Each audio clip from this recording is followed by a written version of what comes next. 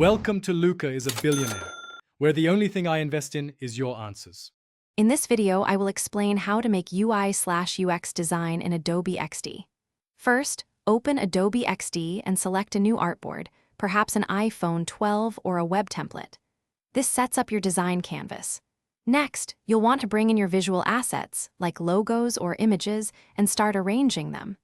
Remember to keep your layers organized. It makes a huge difference as your project grows. This initial setup is crucial for a smooth design. Now, let's move into wireframing and prototyping. Start by sketching out your layout with simple shapes and text in design mode. Once your basic structure is in place, switch over to prototype mode. Here, you can connect your artboards using intuitive drag-and-drop wires. Experiment with different transitions, like slide left or dissolve, and set their durations to create a realistic user experience. This step brings your static designs to life. Adobe XD offers powerful features to streamline your workflow. Components allow you to create reusable elements like buttons or navigation bars, ensuring consistency across your entire project. If you modify a master component, all instances update automatically.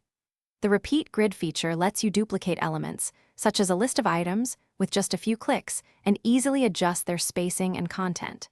These tools save you significant time. Finally, it's time to test and share your amazing work.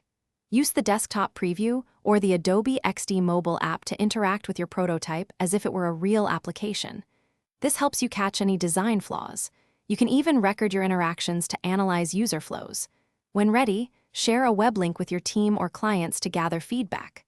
Lastly, export your assets for developers, ensuring a smooth handover. Thanks for watching and please subscribe. It's the best investment you'll ever make.